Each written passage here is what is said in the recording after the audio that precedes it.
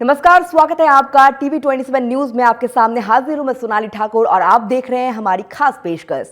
मार्च महीने के दूसरे गुरुवार को विश्व किडनी दिवस के रूप में मनाया जाता है। विश्व किडनी दिवस कैलेंडर में महज एक तारीख भर नहीं है, बल्कि यह किडनी रोग के बोझ से निपटने के लिए एक वैश्विक आह्वान है। मार्च के दूसरे गुरुवार को प्रतिवर्ष आयोजित होने वाला विश्व किडनी दिवस पूरे विश्व किडनी के स्वस्थ, रोकथाम और देखभाल तक समान पहुंच के बारे में जागरूकता बढ़ाता है।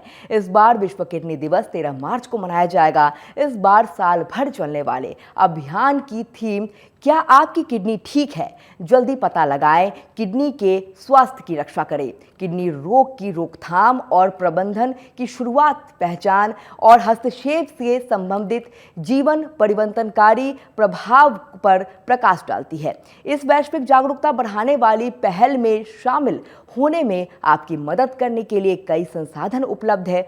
वो कौन कौन सी संभावनाएं हैं, आज हम जानेंगे हमारे खास कार्यक्रम सेहत और आप में मैक्स सुपर हॉस्पिटल के शालीमार बाग दिल्ली के निर्देशक, यूरोलॉजी, रोबोटिक यूरोलॉजी और साथ ही रीनल ट्रांसप्लांटेशन के एक्सपर्ट डॉक्टर वाहिदु जमान से।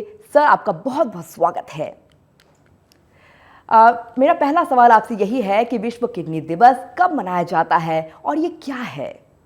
विश्व किडनी दिवस हर साल सेकंड थर्सडे मतलब सेकंड गुरुवार को मनाया जाता है। तो इस साल 13 मार्च को ये मनाया जाएगा। और जैसा आपने बताया, इसका बेसिक थीम वही है कि आपको अपने किडनी के बारे में मालूम है और उसका अर्ली डिटेक्शन और उसमें प्रिवेंशन कैसे किया जाए, ये आम जनता को बताया जाता है कि किडनी डिजीज से हम बचें। और ये कोई, आपने जैसे सही कहा कि ये एक दिन का प्रोग्राम नहीं है, ये पूरे साल भर का है। ये इस थीम पे काम करना होता है, लोगों में अवेयरनेस बढ़ानी होती है कि हम अपने किडनी को कैसे स्वस्थ रखें और उसके प्रिवेंशन के लिए क्या क्या तरीके हैं और अर्ली किडनी फेलियर के अर्ली डिटेक्शन के क्या साइंस सिम्टम्स हैं, इसके बारे में हम लोगों को अवगत कराएं ताकि अर्ली डिटेक्शन हो सके और उसका प्रिवेंशन हो सके, ताकि डिजीज कॉम्प्लिकेट नहीं हो। बिल्कुल सर, एक बेसिक क्वेश्चन है जो बहुत लोगों को पता नहीं है, किडनी का हमारे बॉडी में क्या रोल होता है, किडनी कैसे काम करती है? हमारे शरीर में 2 किडनी होते हैं प्रायतः, पर 1000 में एक आदमी एक किडनी के साथ भी पैदा होता है। तो किडनी का मेन फंक्शन जो है वो कुदरत ने एक अजीब सा ऑर्गन बनाया। आप देखें, इसके इतना इम्पोर्टेंट है बॉडी मैकेनिज्म में ओवरऑल हमारे स्वस्थ रहने के लिए, जिसकी हम कल्पना नहीं कर सकते। ये हम लोग के शरीर में एक छोटा सा ऑर्गन है ये किडनी, पर उसका काम आप देखो, बॉडी में फ्लूइड फिल्ट्रेशन है, एक्सक्रीशन ऑफ वेस्ट प्रोडक्ट्स है, उसके अलावा इलेक्ट्रोलाइट बैलेंस जैसे सोडियम, पोटेशियम, क्लोराइड और कैल्शियम बैलेंस देखता है बॉडी का। बॉडी में कई तरह के हार्मोन्स पैदा करके ये जैसे ब्लड प्रेशर को कंट्रोल करना, उसके अलावा आरबीसीज बनाना और उससे हीमोग्लोबिन बनता है शरीर का, उसमें मदद करता है ये। तो शरीर का हर अंग इससे इनडायरेक्टली अफेक्ट होता है यदि इसमें कुछ भी प्रॉब्लम हो। सबसे इम्पॉर्टेंट इसका water excretion and waste excretion है।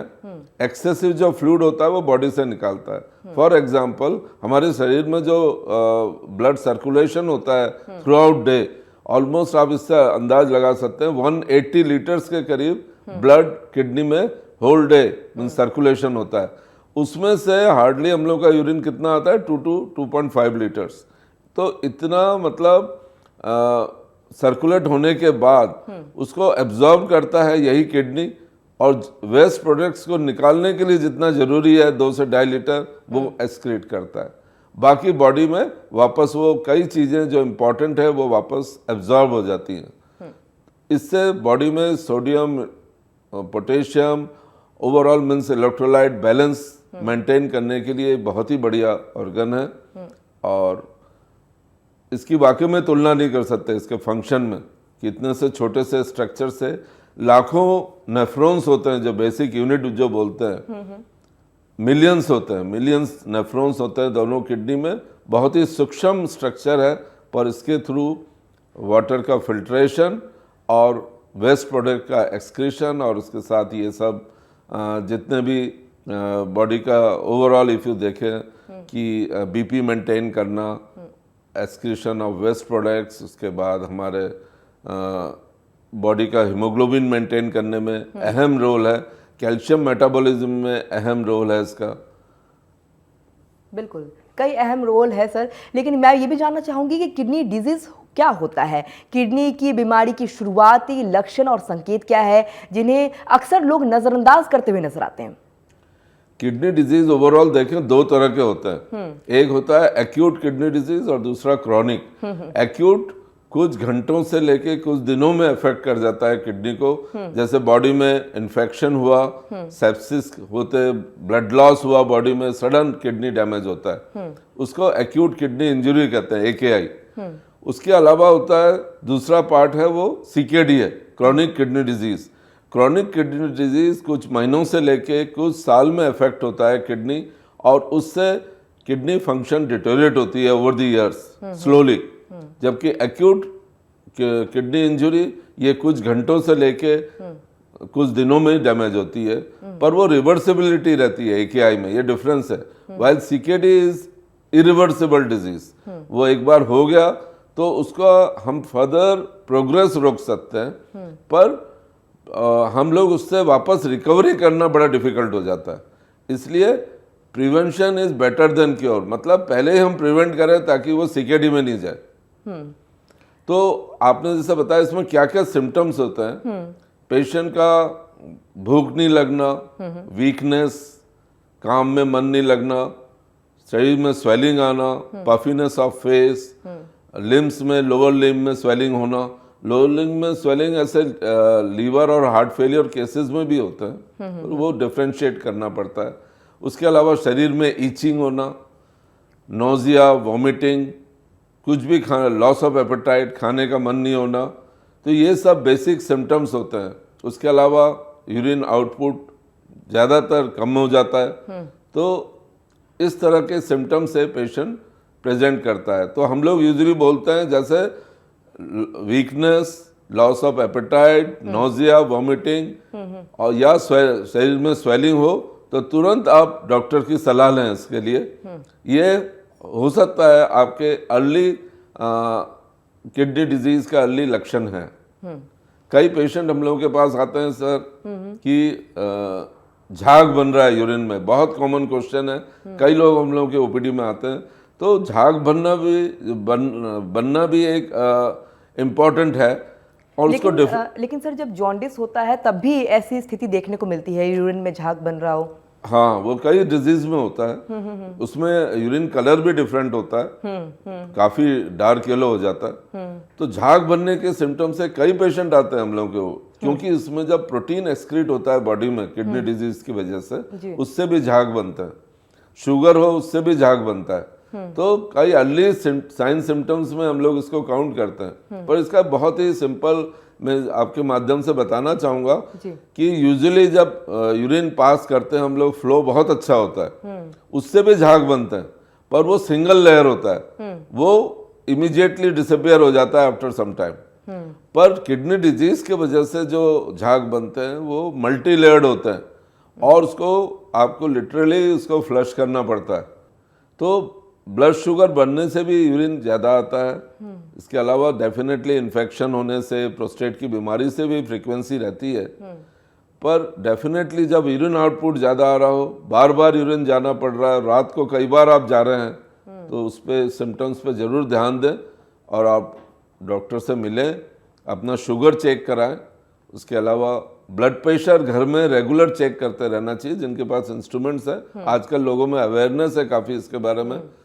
तो और जो हाई रिस्क है, फैमिली में ऑलरेडी जिनके डायबिटिक और हाइपरटेंसिव है, उनको संभल जाना चाहिए और उनको रेगुलर चेकअप कराएं। ताकि मेरा सवाल भी यही था कि किडनी के रोगियों के लिए स्क्रीनिंग कैसे की जाए, ये मेरा सवाल भी था सर। हाँ जी, घर पे सिंपल इन लक्षणों को, जैसे मैंने आपको बताया, जी जी, लक्षण है सबसे इम्पोर्टेंट। जैसे वीकनेस, लॉस ऑफ एपेटाइट, शरीर में ईचिंग होना, पफिनेस ऑफ फेस, और उसके बाद लोअर लिम्ब में स्वेलिंग होना, बार बार पेशाब जाना, रात को ज़्यादा पेशाब होना, उसके अलावा यूरिन आउटपुट कम या ज़्यादा होना, ये मेनली सिम्टम्स होते हैं।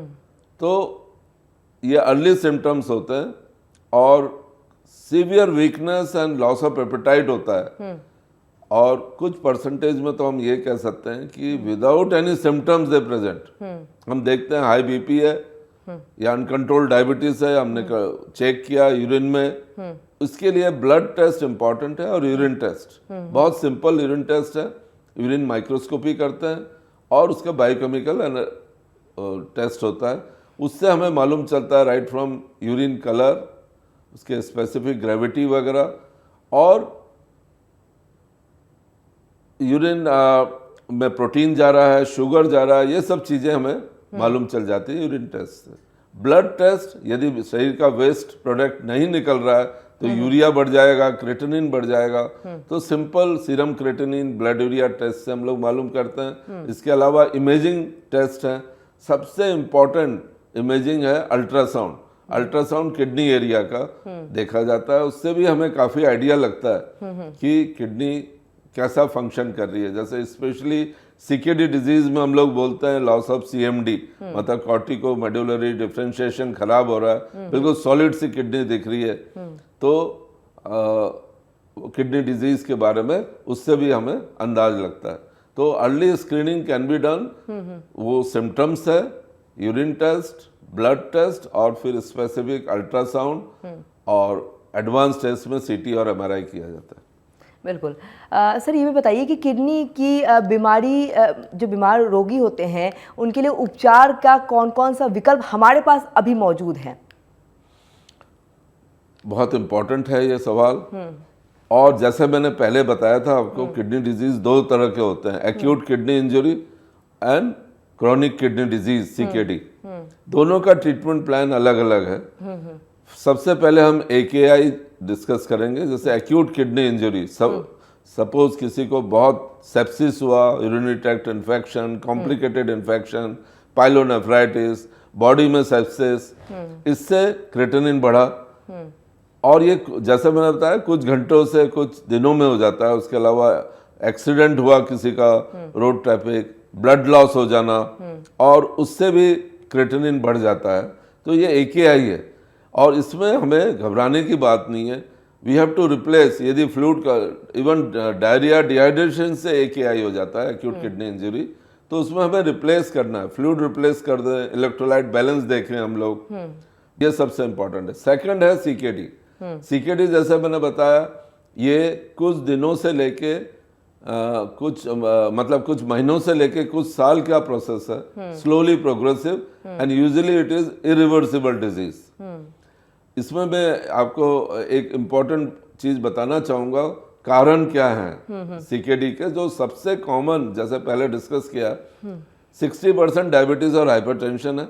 उसके अलावा ग्लोमेरुलोनेफ्राइटिस जैसे बेसिक किडनी डिजीज है, वो हो सकता है। उसमें प्रोटीन लॉस, उसके बाद हिमेचूरिया होता है, ब्लड जाता है यूरिन में, प्रोटीन चला जाता है, ये डिटेक्ट करते हैं, शरीर में स्वेलिंग हो जाती है। चौथा कारण है स्टोन डिजीज। इंडिया जैसे स्टोन बेल्ट हम लोग बोलते हैं, स्टोन डिजीज की वजह से, किडनी स्टोन की वजह से भी किडनी खराब होता है। नेग्लेक्ट करें, यदि सही टाइम पे आप उपचार नहीं करें तो उसमें भी किडनी फेलियर होता है। पांचवा इसमें इम्पॉर्टेंट कॉज है एनाल्जेसिक अब्यूज। तो मैं दर्शकों को बताना चाहूँगा, हम लोग बहुत ही इरेगुलरली, मतलब regularly not irregular, pharmacy shop में जाते हैं और खट से पेन किलर ले लेते हैं। पेन किलर से सावधान रहें, अननेसेसरी पेन किलर ना लें बिना डॉक्टर की सलाह के। जैसे मैं आपको यहाँ पे बताऊंगा, कुछ होते हैं पेन किलर जो एनेसिड्स बोलते हैं, पेन किलर्स जो सीधा डैमेज करते हैं किडनी को। यदि लॉन्ग टर्म यूज किया अपने जोड़ों के दर्द के लिए, या सर दर्द हुआ पेन किलर ले लिया, शरीर में जोड़ों में दर्द है, बॉडी एक है, आपने पेन किलर ले लिया, तो इससे सावधान रहें। इंडिया में 5वां मेजर कॉज है ये, दैट इज एनाल्जेसिक अब्यूज उसका रेगुलर इस तरह का अब्यूज़ होता है और उससे किडनी डैमेज होती है। तो हमें इन सब फैक्टर्स को देखना है, फैक्टर्स को, और इसके वजह से क्रॉनिक किडनी डिजीज़ में पहुंचते हैं।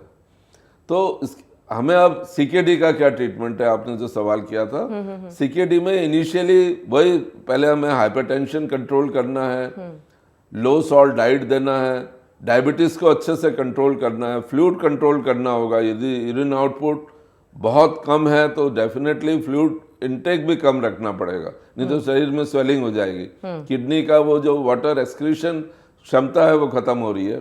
तो दिन में मुश्किल से लेस देन 1 लीटर पानी पीने देते हैं हम लोग, 700-800 जनरली।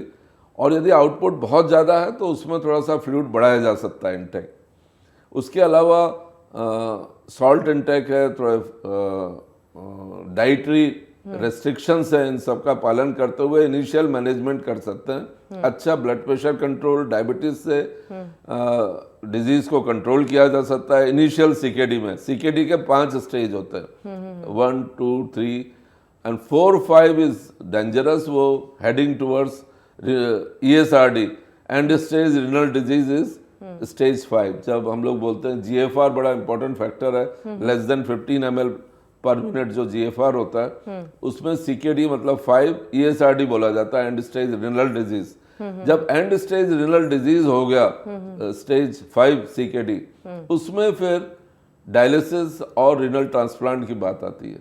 डायलिसिस भी 2 तरह के होते हैं, एक होता है सबसे कॉमन इमरजेंसी कंडीशन और सब जगह हीमोडायलिसिस, ब्लड के थ्रू होता है, और दूसरा पेरिटोनियल डायलिसिस, इससे हम अच्छे से मेंटेन कर सकते हैं। उसमें एक छोटे से ऑपरेशन से हम लोग पेट में CAPD कैथेटर डालते हैं और उससे घर पे ही आप डायलिसिस कर सकते हो। CAPD फ्लूइड अवेलेबल है और उससे घर में, और साइक्लर्स भी होते हैं, इसके मशीन अवेलेबल है आजकल, आपको हॉस्पिटल जाने की जरूरत नहीं है, घर पे ही उस CAPD फ्लूइड से डायलिसिस संभव है। इसमें कई टेक्नीशियन आके घर में ही सिखा के जाते हैं, इसमें घबराने की कोई बात नहीं है। सिर्फ एक इन्फेक्शन कंट्रोल बहुत इंपॉर्टेंट है, पर आजकल ट्विन बैग्स आने लगे हैं इसमें, और इन्फेक्शन कंट्रोल बहुत अच्छे से होने लगा है। कई बार ये CAPD से लोग 4-5 साल तक आराम से चल जाते हैं, वो एक ही कैथेटर से। उनको हॉस्पिटल नहीं आना पड़ेगा, शरीर में प्रोटीन लॉस नहीं होगा, ब्लड लॉस नहीं होगा, और अच्छे से हम बॉडी को मेंटेन कर सकते हैं। आप ऑफिस वगैरह सब जा सकते हैं। सबसे इम्पॉर्टेंट है वो है हीमोडायलिसिस, जो एक्यूट कंडीशन में, और ओवर मेंटेनेंस डायलिसिस भी हीमोडायलिसिस से होता है। ये ब्लड के थ्रू होता है, लगभग 3 से 4 घंटे का डायलिसिस सेशन होता है, और वो CKD स्टेज पे और सीरम क्रिएटिनिन लेवल पे डिपेंड करता है कि हफ्ते में 2 बार करना है, 3 बार करना है, वो डॉक्टर डिसाइड करता है, नेफ्रोलॉजिस्ट इसमें इन्वॉल्व होते हैं।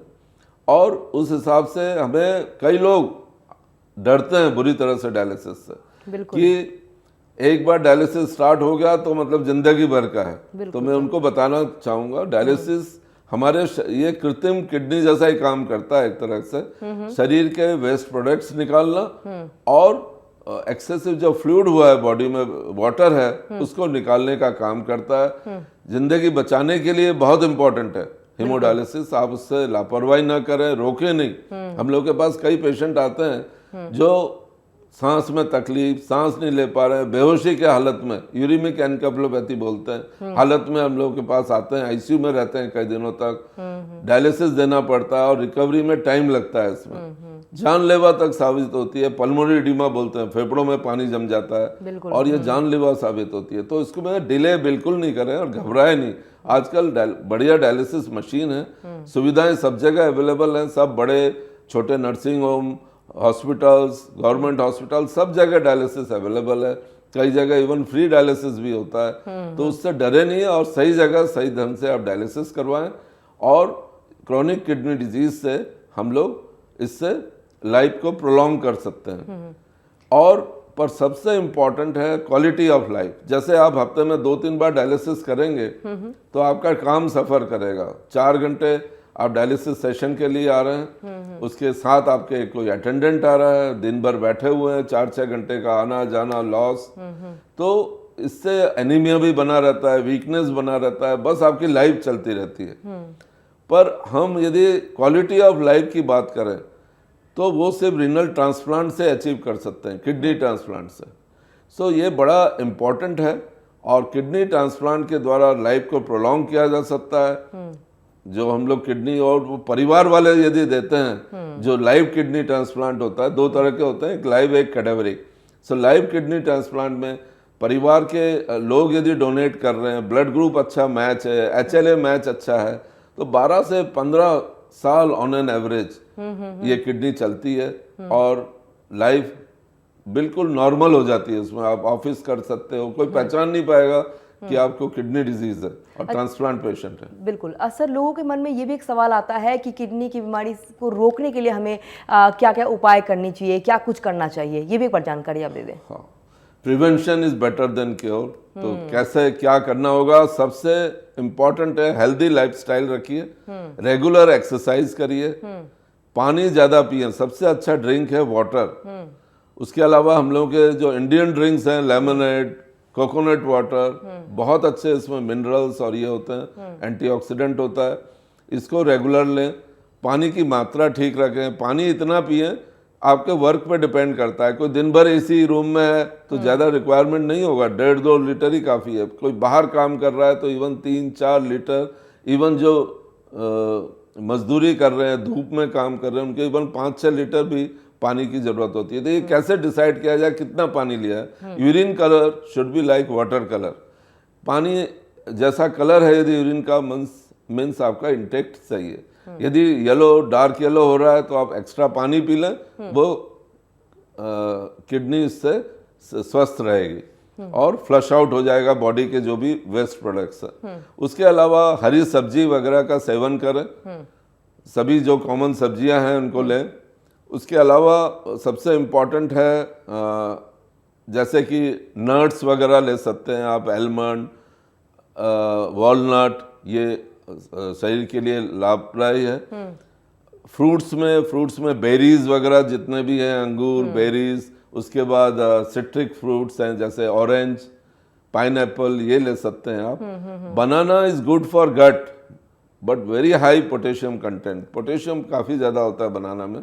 तो जो ऑलरेडी CKD डिजीज इसमें है, बनाना से थोड़ा रिस्ट्रिक्शन रखना है। बाकी नॉर्मल लोगों के लिए बनाना इज गुड, उसमें कैलोरी भी है, पोटेशियम कंटेंट भी अच्छा है।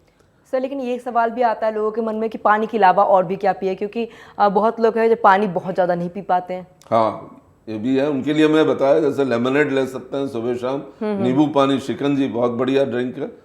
नमक का इस्तेमाल कम करें किसी भी फूड में, सबसे बेस लाइन चीज है। कोकोनट वाटर आप ले सकते हैं, हफ्ते में 4-5 बार ले सकते हैं, जो रेगुलर हैं, नॉर्मल हेल्दी हैं, रेगुलर भी ले सकते हैं।